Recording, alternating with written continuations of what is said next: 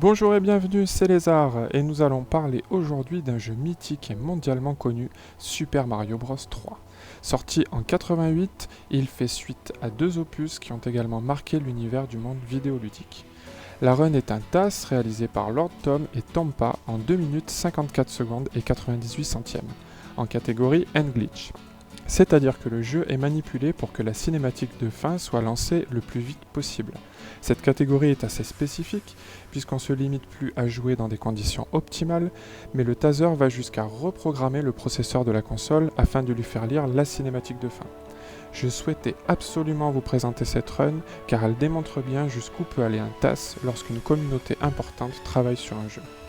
Dans un premier temps, nous allons regarder ensemble la run, puis nous allons passer aux explications du glitch qui permet de lancer la cinématique. Allez, c'est parti. Donc il faut savoir que ce TAS a été réalisé à partir du TAS de Glitchman, qui est un autre taser de Super Mario Bros 3, qui avait fait justement un record et qui avait lancé la mode des N-Glitch, justement. Donc là c'est un TAS qui a été amélioré à partir d'une de ces runs. Que dire de plus à part que les niveaux sont faits super rapidement, que l'exécution est parfaite, forcément on est en TAS. Le but du taser là ça va être d'atteindre le niveau 7.1 qui est le niveau qui permet de faire le glitch en question.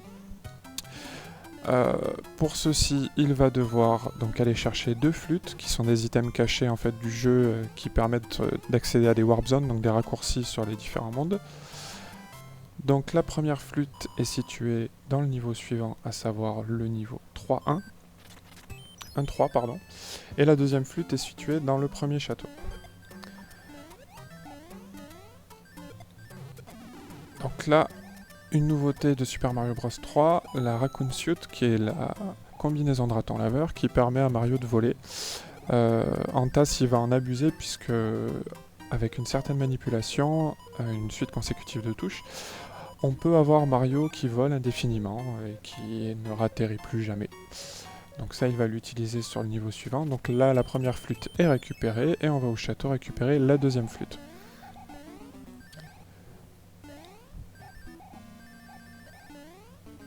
Donc là on arrive, voilà, le petit exemple de la combinaison de raton laveur. La deuxième flûte est récupérée et maintenant il ne reste plus qu'à utiliser ces deux flûtes pour atteindre le niveau 7. Donc la première flûte est utilisée, on est téléporté sur la warp zone, donc la première partie de la warp zone qui permet d'accéder au niveau 2, 3 et 4. Et on utilise la deuxième flûte pour accéder à la deuxième partie de la warp zone et aller directement au niveau 7.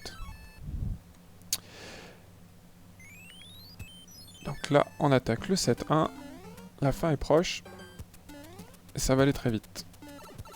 Alors il faut savoir que le wall jump, c'est-à-dire que quand Mario s'appuie sur les murs pour décoller comme là par exemple, ce n'est pas un truc qui est faisable normalement, c'est pas prévu dans le jeu, c'est du TAS only, donc c'est une manip que vous pourrez pas faire.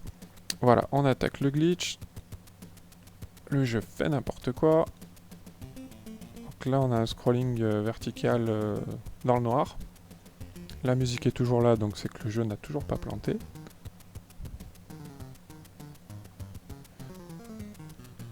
Des bugs d'affichage, des couleurs un peu n'importe comment. Et attention. Voilà, la fin qui vient de nulle part. Ça j'adore. On sait pas pourquoi, mais c'est la fin du jeu, c'est comme ça. Et voilà, les 2 minutes 54 de run sont terminées. Le jeu est fini. Tout va bien. On va passer maintenant aux explications, histoire que vous puissiez comprendre comment fonctionne le jeu et surtout comment fonctionne le glitch. Parce que c'est ça qui est intéressant justement pour voir le boulot qui a été fait derrière pour pouvoir atteindre ce niveau d'exécution. On va revenir en arrière au début du niveau 7 et on va attaquer les explications.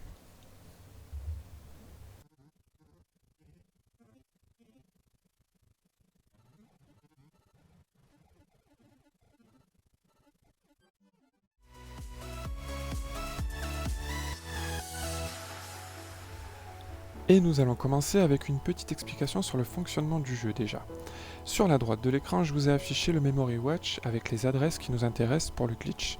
Le déplacement du personnage, à savoir Mario, et des ennemis est mesuré sur deux axes, horizontal X et verticale Y. Ici, nous allons nous intéresser aux déplacements horizontaux. Comme vous pouvez le voir lorsque l'on bouge Mario, les valeurs des adresses 90 et A2 en bas changent puisqu'elles correspondent aux positions horizontales et verticales de Mario. Les adresses 95 à 91 correspondent-elles à la position horizontale X des ennemis, sachant que le premier ennemi affiché à l'écran va correspondre à l'adresse 95, le deuxième ennemi va correspondre à l'adresse 94, et ainsi de suite, etc. etc. Lorsqu'un ennemi est tué ou sort de l'écran, la valeur qui lui correspond se fige. Le prochain ennemi, arrivant à l'écran, prendra sa place sur cette adresse. Voilà, maintenant que vous avez les bases, on va s'attaquer à l'explication du glitch.